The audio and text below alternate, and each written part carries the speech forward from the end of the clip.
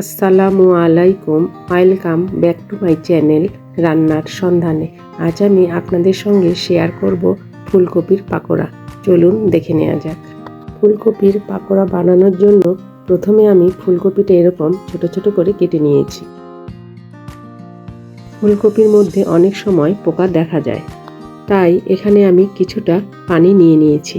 এখন এর মধ্যে দিয়ে দিচ্ছি 1 চামচ লবণ। লবণটাকে পানির সঙ্গে মিশিয়ে নিচ্ছি। এখন লবণ পানিতে ফুলকপির টুকরোগুলো দিয়ে দিচ্ছি।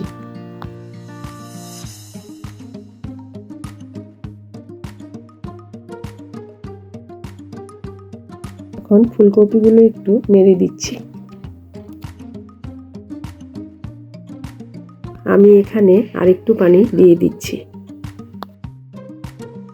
আমি ফুলকপিগুলো লবণ পানিতে 20 মিনিটের মতো ভিজিয়ে রাখবো, তাহলে পোকা থাকলে সেটা বেরিয়ে আসবে। 20 মিনিট পর আমি এগুলো পরিষ্কার পানি দিয়ে ধুয়ে নিয়েছি।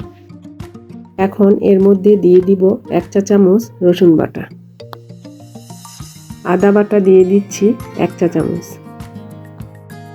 মরিচের গুঁড়া দিয়ে দিচ্ছি ভর্তি করে 1 চা চামচ, হলুদ গুঁড়া দিচ্ছি 1/2 চা চামচ, জিরার গুঁড়া দিচ্ছি 1 চা চামচ, ধনিয়ার গুঁড়া দিচ্ছি 1 চা চামচ, কালো গোলমরিচ গুঁড়া দিচ্ছি 1/2 চা চামচ, লবণ দিয়ে দিচ্ছি স্বাদ মতো, টমেটো সস দিয়ে দিচ্ছি 2 টেবিল চামচ। এটা আপনারা চাইলে স্কিপও করতে পারেন। এখন আমি সবগুলো ভালোভাবে মেখে নিচ্ছি।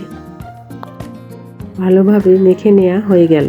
এখন 20 মিনিটের মতো রেস্টে রেখে দিব।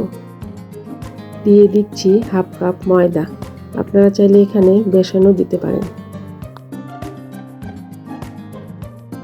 দিয়ে দিচ্ছি 1/3 কাপ কর্নফ্লাওয়ার, আপনারা চাইলে এখানে চালের গুঁড়াও দিতে পারেন।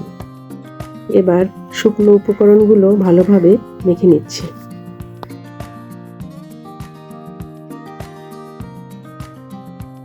এবার ব্যাটারের জন্য সামান্য পানি দিয়ে দিচ্ছি। পানিটা অল্প অল্প করে দিতে হবে আর মাখতে হবে। পানি দেওয়ার কারণে ফুলকপিগুলো ময়দা আর কর্নফ্লাওয়ারের সঙ্গে ভালোভাবে কোট হবে। আমার মেখে নেওয়া হয়ে গেছে। দেখেন ফুলকপিগুলো ভালোভাবে কোট হয়েছে। এবার ভাজতে চলে যাচ্ছি। চুলায় পাত্র বসিয়ে দিয়ে এর মধ্যে দিয়ে দিচ্ছি পর্যাপ্ত পরিমাণে সয়াবিন তেল। তেল বেশি দিতে হবে, কারণ পাকোড়াগুলো ডুবো তেলে ভেজে নিতে হবে।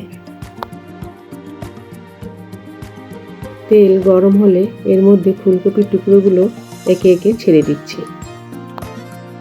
ফুলকপির টুকরোগুলো একটু ফাঁকা ফাঁকা করে দিতে হবে, যেন একটার সঙ্গে আরেকটা লেগে না যায়। আমার রেসিপি ফলো করলে ফুলকপিগুলো ভাপানোর দরকার নেই। ফুলকপি আগে থেকে ভাপিয়ে নিলে খেতে ভালো লাগে না। চুলার আঁচ মিডিয়ামে রেখে আমি পাকোড়াটাকে ডিপ ফ্রাই করে ভেজে নেব।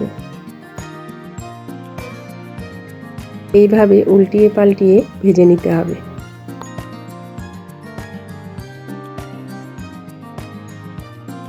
পাকোড়া ভাজা হয়ে গেছে, এখন তুলে নিচ্ছি। ভিডিওটি যদি আপনাদের ভালো লাগে তাহলে অবশ্যই লাইক, কমেন্ট এবং শেয়ার করতে ভুলবেন না। আরও নতুন নতুন রেসিপি পেতে চ্যানেলটি সাবস্ক্রাইব করুন। এইভাবে আমি সবগুলো পাকোড়া ভেজে নিচ্ছি। সবগুলো পাকোড়া ভেজে নেওয়া হয়ে গেল। এখন একটা সার্ভিং প্লেটে সার্ভ করছি। এইভাবে আপনারাও একবার বাড়িতে ট্রাই করুন। এই পাকোড়া আপনারা বিকালের নাস্তা হিসেবে চায়ের সঙ্গে খেতে পারেন। পাকোড়াটা অনেক ক্রিস্পি হয়েছে আর ভিতরে খুব ভালোভাবে সিদ্ধ হয়েছে। ভিডিওটি দেখার জন্য সবাইকে ধন্যবাদ।